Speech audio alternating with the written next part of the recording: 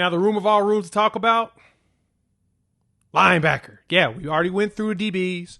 We talked about the defensive line, which is the best in the SEC. Go argue with your mama, because you can't argue with me on that. Too many people are saying it. Too many people are high on that line, which is exactly what Brent Venables needed and the staff needed. Now we're going to talk about the Brent Venables position.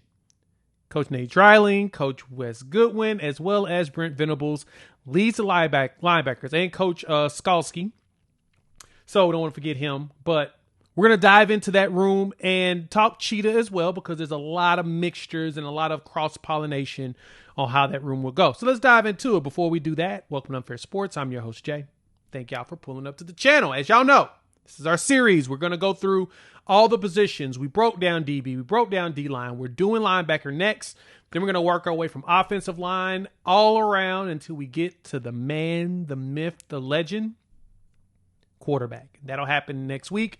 So make sure you hit the like, subscribe, notification so you don't miss any of that content. So let's jump right into it. We don't need to even waste any time. The linebacker room is the linebacker room. It's the linebacker room, and it's exactly what we're hoping for. Now, the biggest question has been coming into this year is, can this defense potentially be better with Danny Stutzman no longer there? I know the concerns. I know the worry. I get it. You just lost a leader of men, one that everyone loved and was beloved by everybody. But when you look at this is what makes me feel very comfortable about this linebacker room. You have 4 juniors or redshirt juniors on roster. So you got Kip, you got Kobe, you got Samuel Masigo. You also got Owen Heineke, which I've heard really good things about him running around and his awareness on the field. So Oklahoma has everything you need in order to be successful in this position. You add in a senior, redshirt senior in Kendall Daniels. You also toss in the height of a Taylor Heim, which we just need to give him a little bit more weight. But the good thing is, you see with Kobe McKenzie, he's dropped himself to about what Samuel Masigo weighs. So the question is, does that provide him with that cut? Does that give him the speed needed to keep up with Sammy? And as we all know, Samuel Masigo is that dude, is the one that is everyone thinks is going to be big. He was on the Buckets watch list. He's one player that we think is going to be big.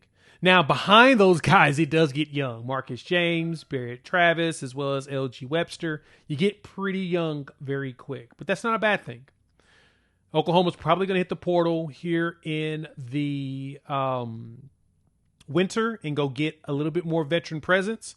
But there's a good chance these dudes come back one more year. And if they come back one more year, unless they're like a day 1, day 2 guy guaranteed, you just put yourself in a really good position to be successful long term. And I'm very high on this linebacker room. Again, losing a player of Danny Stutzman's caliber definitely makes you get concerned. But having Kip Lewis and Kobe McKenzie as your return guys, I'm not concerned, because Kobe played in a lot of big situations. He was out there in some key plays against Nebraska. Against Alabama. He was in some key plays against Auburn. He was in some key plays against LSU. Same thing with he was everywhere. He was in the combination of a lot of big plays. And Kip started, so Kip was everywhere and playing a lot as well. So you didn't really have to worry too much, because they got situational experience that you were hoping for. That is 100% where I am not worried. Samuel Masigo saw a lot of snaps against Tennessee. Sammy got a lot of run. And I'm very much happy about that. That's what we needed. We needed him to get that kind of run. So, for Oklahoma, the key thing is going to be, which linebacker is going to be the true leader on the roster? Who's going to be the one that is the most important one? Who's going to be the most critical one? Who's going to be the one that rocks the dot? I think it's going to end up being Kobe McKenzie. And I think that Samuel Masigo is going to rotate as that Mike as well. I know that Kendall Daniels is getting run at linebacker as well. So there's a good chance you'll see some Kendall Daniels stuff flying around, because as ginormous as he is, 6'5", roughly 242 pounds, it's a big dude. And to me, all he does is provide Brent Venables with the thing that he's been trying to find literally since he's been here, is another Isaiah Simmons type dude.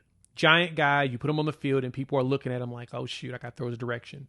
And because he has hops and because he has good awareness, he's one of those dudes that if you throw his direction, the ball won't get knocked down. That's what you want. He provides you with that. And that's the thing that gets me, of course, super excited about how the defense has potential and how they can play. The Cheetah role is going to be interesting. And that's the reason why you see Reggie Powers on here. You see Kendall Doby on there as well. Is because, personally, my expectation is we're going to see a big-time mix between these four on the field. There could be a play where you'll see Kendall Daniels out there and Taylor Heim out there. So you'll have a 6'5 dude and a 6'6 dude out there. And the question is going to be how the defense is going to throw the ball over their head. It will happen. I promise you. There have been reports that this staff is extremely high on Taylor Heim.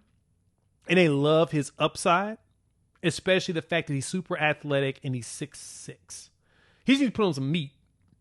He's 227 right now, roughly about the same as Kip, but he's 6'6" compared to 6'1", 6'2". Like, he's a giant. And you want him closer to Kendall Daniels' size with also maintaining his speed, but I expect him to see some snaps. And like I mentioned about Samuel Masigo, pulled up his snaps or whatnot, he played some good snaps. He played 31 total snaps against Tennessee, 23 of those on the run defense, because Tennessee ran the ball a lot in that game. Contrary to what their fans try to tell you, Tennessee had to run the ball a lot because Nico was getting that work. But he was tackling machine. He played a good amount Auburn, 12. He played 12 against Missouri. He played 37 against Missouri. He played 22 against Missouri, 37 against Auburn. Get the words out right. 26 against Texas, 23 against South Carolina. But he had 301 snaps on the season. So I'm expecting a lot of Samuel Masigo. He could overtake Kobe this year. I don't know.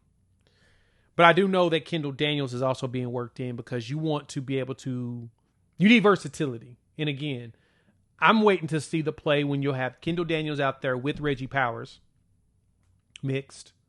And then the one when you have Kendall Daniels and Taylor Heim out there. Because that's going to happen as well.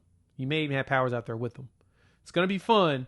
Because I know Peyton Bowen's doing some big stuff at safety and they're expecting him to get a lot of run. But for me, I have a very high expectation that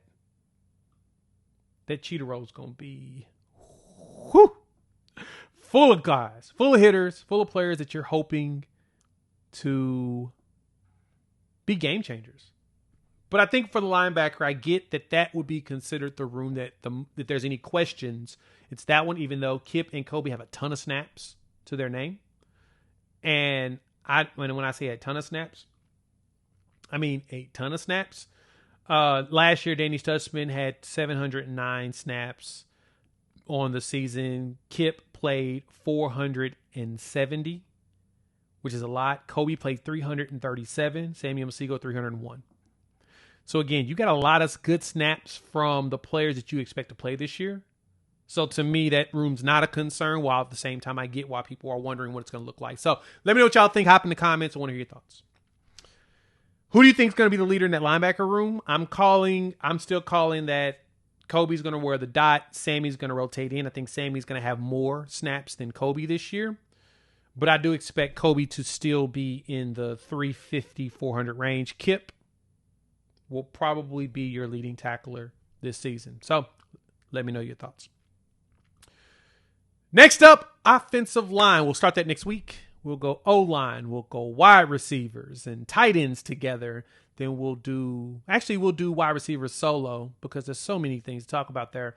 We'll go into running back, tight end, and then we'll wrap things up with the big man at quarterback. So hit the like, subscribe, and notification so you don't miss any of the videos. Make sure that you check out one of the videos up here, playlist, and everything that's going down here on the channel, and we'll chop it up with each and every one of you soon. Peace.